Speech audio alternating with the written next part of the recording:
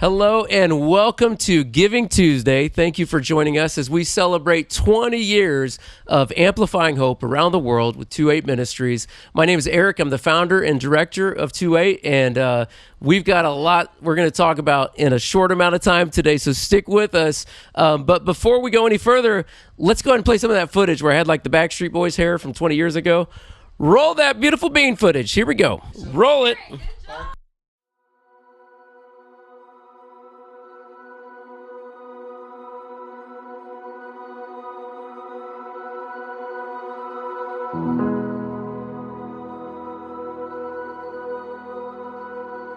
2-8 is really the story of Jillian and my journey with God.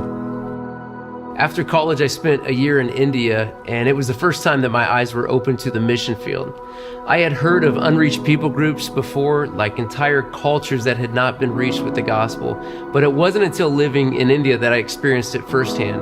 The place where we lived was less than 1% Christian. Jillian and I met while working for the same missions agency, and we both felt this calling to do music and missions. So even before we got married, we had a feeling that our lives would look a little different.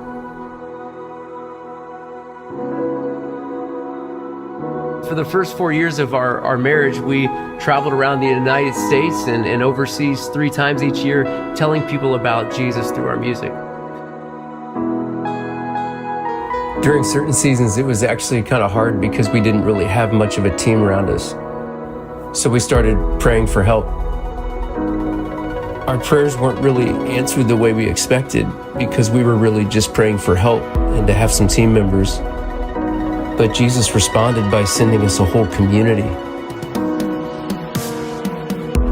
It was so overwhelming and amazing. 2-8 started as this young married couple, but it's grown into a family. A beautiful, awkward family that is on mission together. And like a lot of families, we can get pretty loud. But in our case, that's good, because we exist to amplify hope where it's desperately needed, but hardest to find.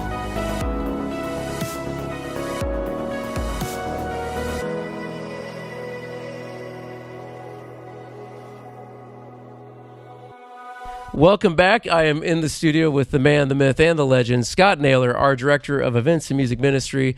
Welcome, Scott. It's great to be here. You know, we kind of had a chance to look back over the highlight reel there of 20 years of 2-8, and you can tell I was not lying about the frosted tips. Those were real. I also have frosted tips, but it's just my beard. Nice. I see how I did that. But yeah, you know, I think one of the things that we wanted to make sure to talk about in this year's Giving Tuesday was really the origin story of 2-8 was international. 2-8 stands for Scripture, Psalm 2-8, ask me for the nations. And so, yeah, our early years, Jillian and I especially, we lived out of an RV for years, and we would park that thing and go overseas 3 times a year to help with outreach efforts and accelerate faith movements in other parts of the world. And we used music as a way of getting into countries where it wasn't even legal to be doing Christian ministry, places like China and India, other places. And so music opened the door, you know, and so you get a chance to kind of see some of our origin story there.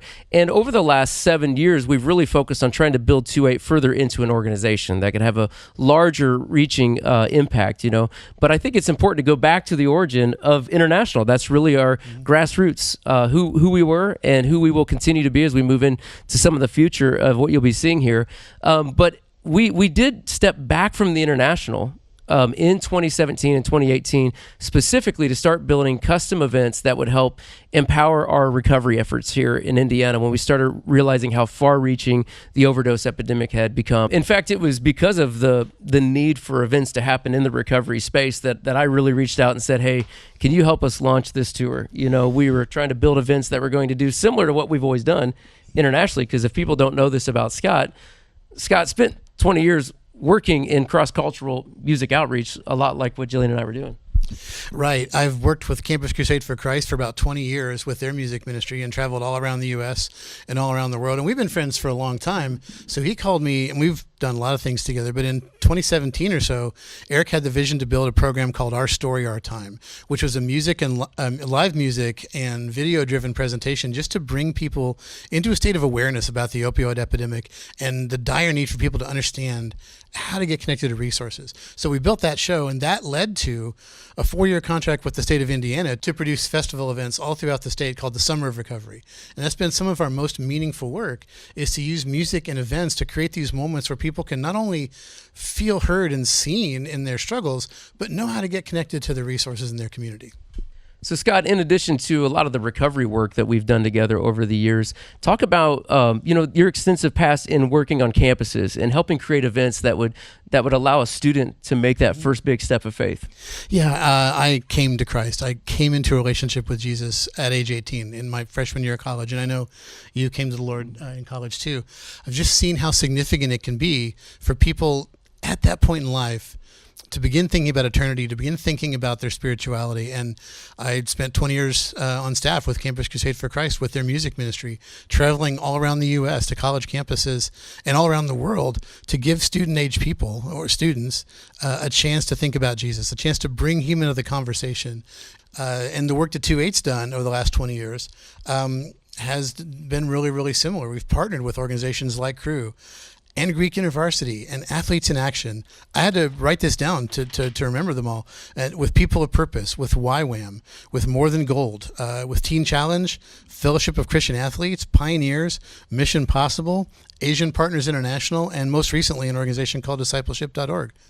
Man, that is crazy to hear that list, especially like back to back. I mean, it's a lot. It's a lot. And some of those partnerships, we were there with them every year, 4 or 5 years in a row sometimes. And so to look back over the last 20 years and to realize we've been international, we've been on college campuses around the world, helping accelerate those faith movements there so that they can reach their generation with the gospel. And we've been a part of empowering local and statewide recovery efforts for years.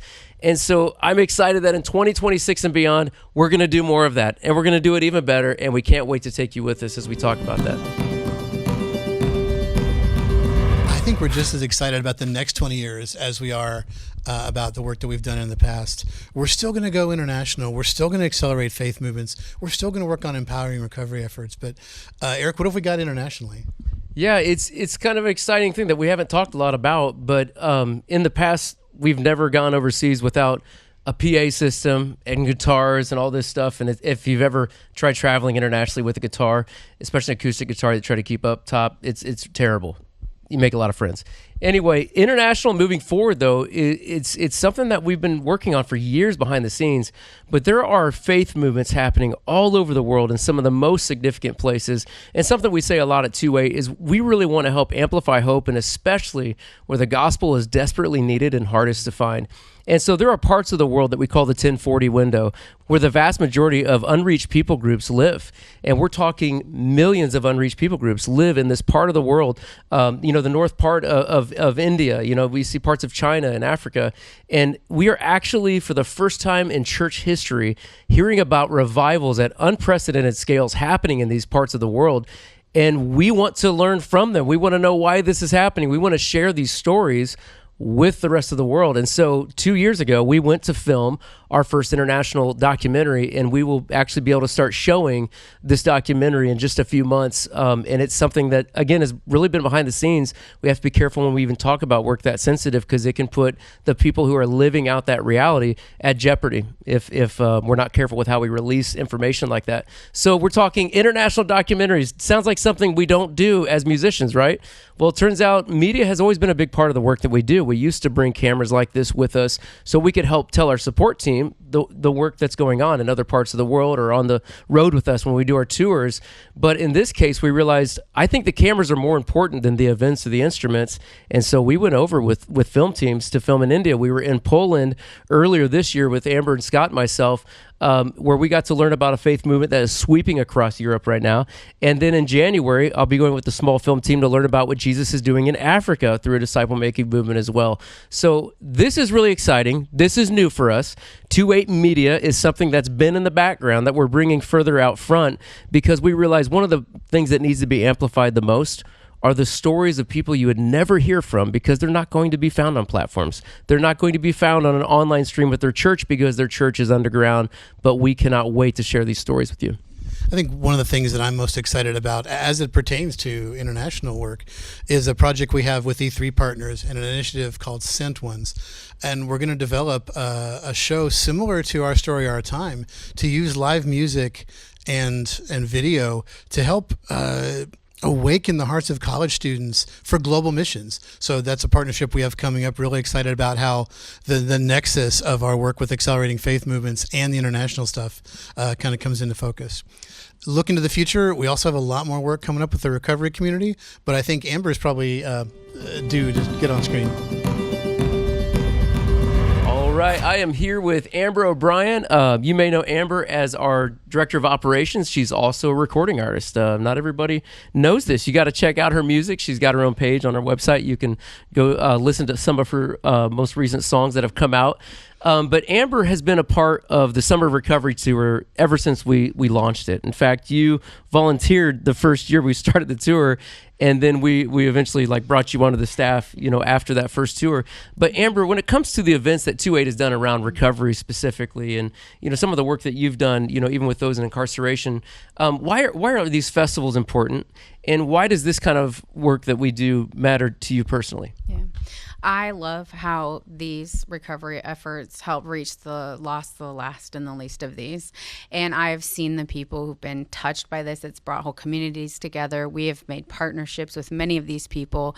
Super excited that, one, we're looking forward this year to continuing the recovery efforts, but two, we're going to be doing it without the grants that we've had in the past. So that's all a challenge, but also we're excited to take that on. And we just love these people so much. That's awesome. Yeah, so I'd say that's one of the big obstacles that we wanted to bring up today is in the past we have had a lot of state funding that's allowed us to really do more of these events.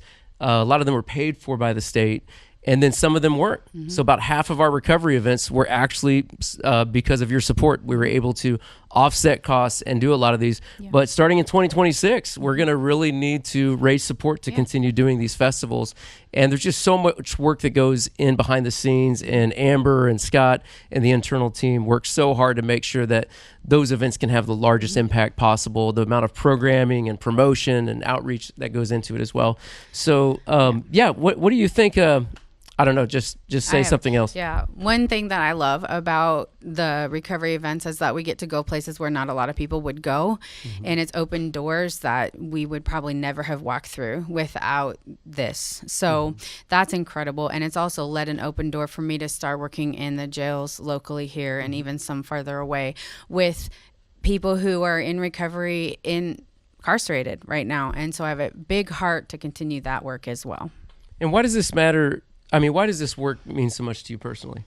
Yeah, I mean, addiction has affected my family greatly. And so I have learned so much through this. And yeah, some of the recovery leaders that we've met who themselves are still in recovery are some of the most incredible people you could meet. We're friends with them. We have ongoing relationships with them. Everyone we meet and hear their stories, it just blows you away. The things that they've overcome. There's such a stigma around this, and that's something that we really work hard to reduce because it is not what people think. And I think getting on the ground, going out there and doing this is a way to learn how incredible these people are. That's awesome. Thanks so much, Amber. And back to you, Ron Burgundy. I don't know what the translation is. Wow, 20 years of 2-8. It has been so fun to look back at the last 20 years. And we get so excited as we look forward at the opportunities God has put in front of us. The work that we do is really important. And it means the world to us because we're made for this, and we would do it for free if we could, but unfortunately we can't. And so we are so grateful to each of you who are our monthly donors who are literally with us each and every month as we go out on the front lines. We're so grateful to the team members you haven't seen on this live stream who are behind the scenes producing events with us. We have Frank and Josh Cummins, and we have Mike Myers, our production director, who you can't see, and Megan Mellinger, who's behind a camera.